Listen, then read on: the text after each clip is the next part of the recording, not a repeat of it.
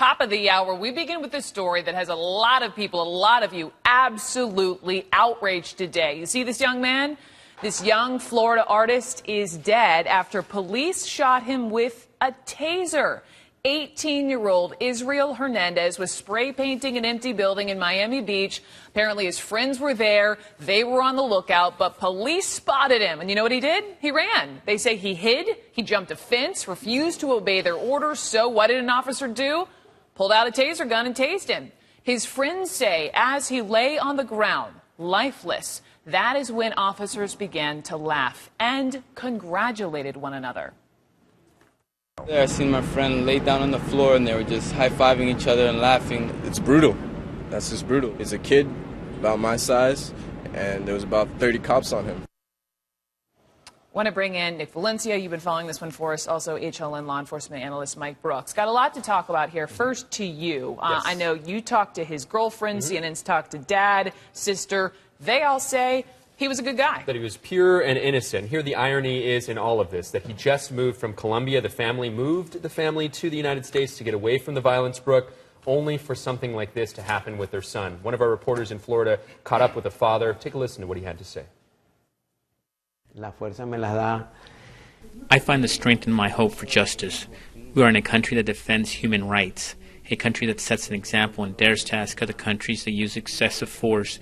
That is my son's case, excessive force.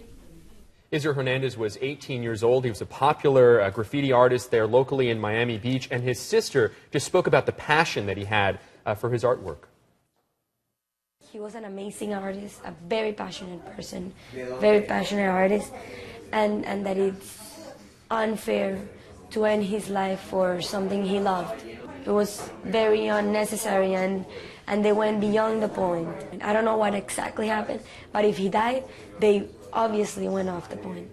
So as you mentioned, Brooke, a lot of people upset locally and nationally. They don't agree with the way the police handled this in Miami Beach. Obviously, that's on one side of the story. I want to ask you about what police are saying in just a second. Mike Brooks, you're a cop for years and years. You brought in a taser gun. To be clear, there is no battery in this. There is no cartridge. We're safe. Right. But why do police use taser guns? Well, I tell you, it's a great alternative to deadly force because it's less than lethal, just like pepper spray, just like a police baton. But under certain circumstances, all of these could be lethal. Now, we don't know what the autopsy says. We don't know if the taser was the cause of death for this guy. But keep in mind also, if you're using a building as your canvas and you're a graffiti artist, you're also a vandal. They approached him. Why did he run?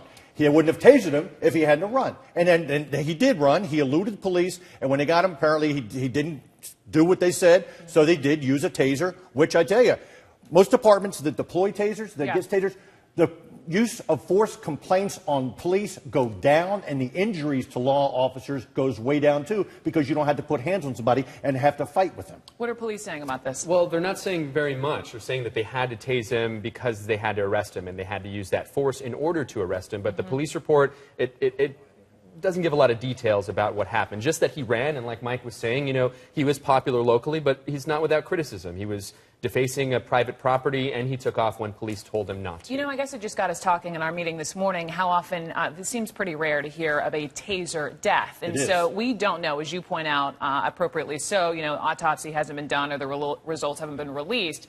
You know, his nickname is Reefer.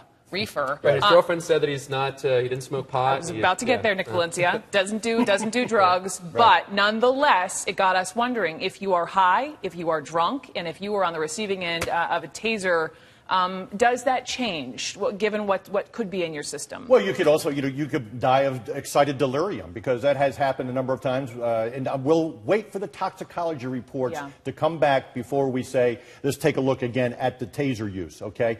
But a lot of times, people also have pre-existing conditions that they die of. You have a heart murmur. But the taser would not contribute to that. Think about this. A defibrillator. When someone dies or is dying and they use a defibrillator bringing them back, that's 360 joules of electricity. A taser is 0.07 joules. It's 50,000 volts, but extremely, extremely low amperage. In deadly force circumstances in Florida, usually the Florida Department of Law Enforcement gets involved, third party, to investigate this use of deadly force. But in South Florida, police departments like to take the lead on their own investigations. So right now, as it stands, it's just Miami Beach. We'll see where it goes. It's tragic nonetheless. Guys, thank you both very much.